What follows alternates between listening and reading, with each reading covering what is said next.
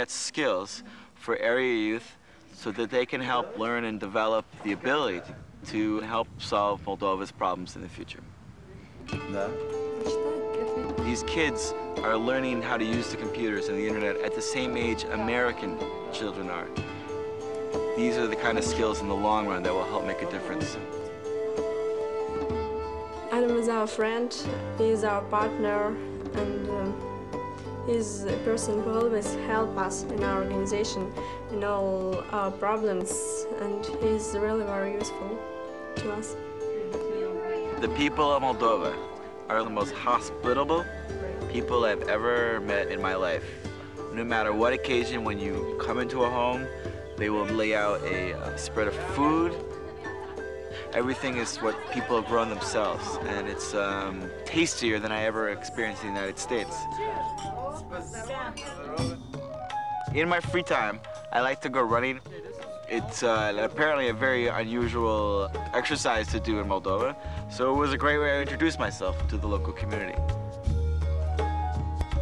You must be sure that you have the open-mindedness and the passion to be in another country, and to be willing not only to share yourself, but to be willing to have the patience and understanding of learning another culture. It's probably one of the most rewarding experiences I could recommend to anybody.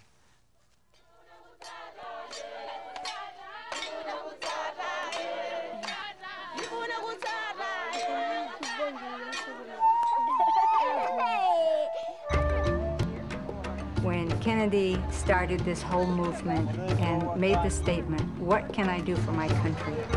That is something that was very, very special for me. So all during my nurse's school, even my 35 years of working in pediatrics for nursing, I always had in the back of my mind, I want to join the Peace Corps. The time finally came. When I was 60, it happened. My primary project is health, and under health comes many things. Now that we realize the pandemic of AIDS in Africa, every volunteer has got to be educated and talking about AIDS.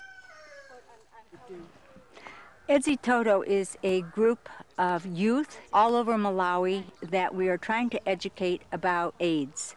This is going to be a big... Most every person in this village knows someone who has been in the family that has died of AIDS.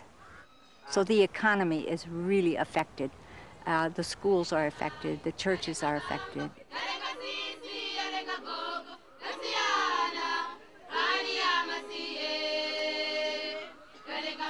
These girls are extremely talented.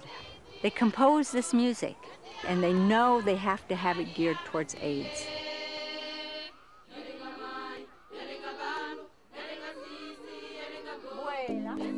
Beatrice is a person that I watched all during my training here in the village, and I became bonded to her quite immediately because I thought she was very wise. She's like a mother to me, and when there is any problem, she's there to give a hand. So she's very important to us. They're assisting us, the Peace Corps, very much. I live in a palace. It's well constructed, it has bricks with a tin roof, and when the birds landed in the morning, it sounds like prehistoric pterodactyls landing on top of my roof. Everyone looks out for me, even the children. If you look like you're going to fall over a rock or a stone, they'll say, "Pepani, Pepani, don't trip over that." I feel extremely safe.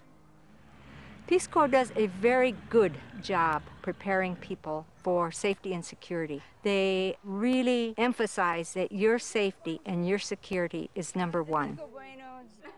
Peace Corps provides about any kind of medical care that you would need. You have the best benefits. You may not have electricity, you may not have plumbing, you may not have all the amenities, but just think, you don't have to pay those bills either. For seniors, it's probably one of the most exciting things that you'll ever do in your life. It's just a great experience.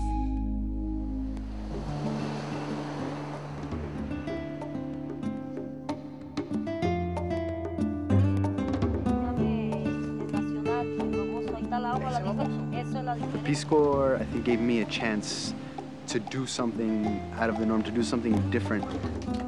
No day is ever the same. It's definitely not a 9-to-5 job, in no way. I joined the Peace Corps, I think, for many reasons. The first, I think, being my parents being born in Cuba, there was a certain curiosity in me. They left a different country to give their kids a different opportunity, you know, to grab a college education. And for me to kind of come to a different country to do Peace Corps work, for them was kind of like taking a step back. And, you know, sitting down and speaking to them, they were definitely very supportive, and I don't think I would have made it the 2 years without them. It was probably my funnest project, was starting the school garden. That allowed the school to provide lunches for the students and also made them self-dependent in terms of fundraising, because the surplus with the food that we had, we were able to sell in a farmer's market.